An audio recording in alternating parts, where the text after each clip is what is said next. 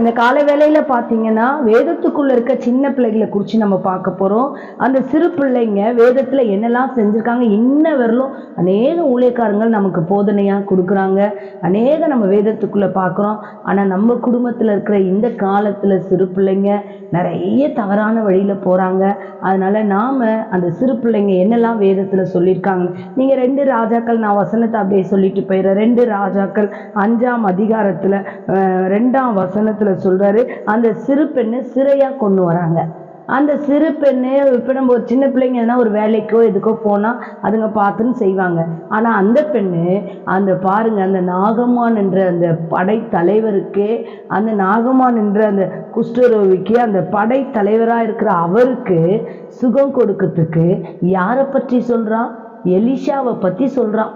எங்கள் ஊரில் ஒருத்தர் இருக்கிறாரு, அவர்கிட்ட போங்க, உங்களுக்கு நல்லாயிடும். பேரே சொல்லமா.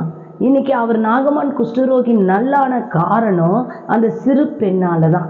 இன்னைக்கு நீயும் நானும் பாருங்க, இன்னொரு ஒன்று பார்க்கலாம். அதே நீங்கள் பழைய ஏற்பாட்டில் இப்போ பார்க்குறோம். புதிய ஏற்பாட்டில் பார்த்தா 5 அப்பம் 2 மீன் கொண்டு வந்த சின்ன பையன், அந்த பையன் 5000 பேருக்கு கொடுத்து அநேக பேர் சாப்பிட்டு மீதம் எடுக்கிற அளவு அங்கே கர்த்தர் என்ன பண்ணார்? பெருக செஞ்சார்.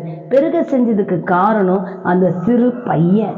இன்னைக்கு கொடுக்குற நம்ம பிள்ளைங்களுக்கு என்ன சொல்லி கொடுத்துருக்கோம்? ஊழியக்காரங்களை பற்றி சொல்லணுன்ட்டு அந்த பெண்ணுக்கு யார் சொல்லி கொடுத்தாங்கன்னு தெரியாது, நாகமானுக்கு. ஆனால் இந்த 2வது பிள்ளைய பார்த்தா இந்த பிள்ளை என்ன பண்ணுது? கொடுக்குற குணம். இந்த பிள்ளைக்கு என்ன குணம் இருந்தது? நம்ம கிட்ட இருக்கிறத கொடுக்கணும்னு இருக்கு. 3வது பார்த்தீங்கன்னா சாமுவேல், 1 சாமுவேலில் 3ஆம் அதிகாரத்தில் பார்த்தீங்கன்னா சிறு பிள்ளை சாமுவேல் இங்கிட்டும் அங்கிட்டும் இங்கிட்டும் அங்கிட்டும் ஓடுவார். தேவ சமூகத்தில் ஏலிக்கு நல்லா என்ன பண்ணாரா? வேலை செஞ்சாரு.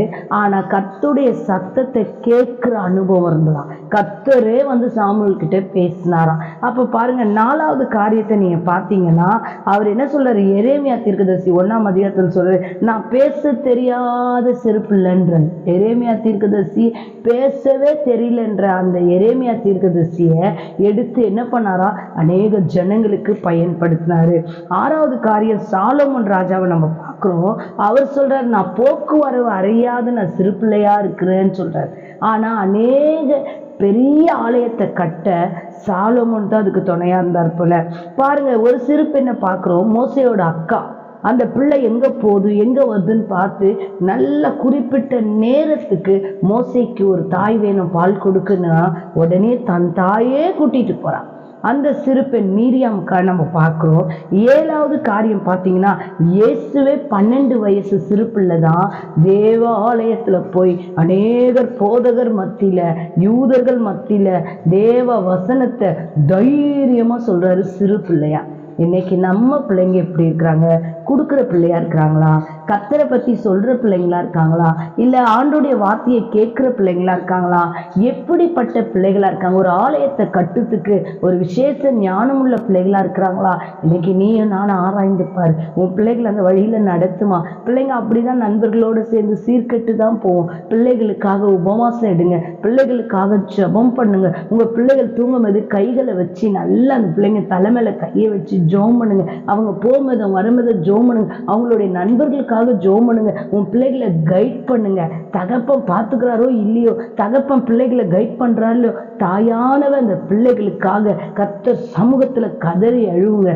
அப்ப ஆண்டவர் நிச்சயமா உங்க பிள்ளைகளை ஒரு பாதுகாப்புக்குள்ள, ஒரு கர்த்தர் பக்கமாய் கர்த்தர் நிச்சயம் கொண்டு வருவார். இந்த நாள்ல நம்ம கண்களை மூடி நம்ம ஜெபிப்போமா? நன்றி ஆண்டவரே, இந்த நேரத்துக்காய், இந்த நாளுக்காய் கோடி கோடியாய் நன்றி ராஜா.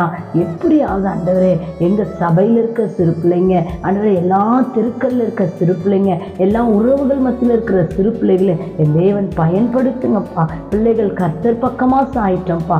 வேதத்துல வந்த பிள்ளைகள் போல இந்த பிள்ளைகளும் கர்த்தருக்காய் வாழ்ற பிள்ளைகளாய் மாற்றுங்க ஆண்டவரே. உங்க கரங்கள்ல ஒப்பு கொடுக்கிறேன். ஜெபங்களை ஏறெடுக்கிற நல்ல பிதாவே, ஆமென்.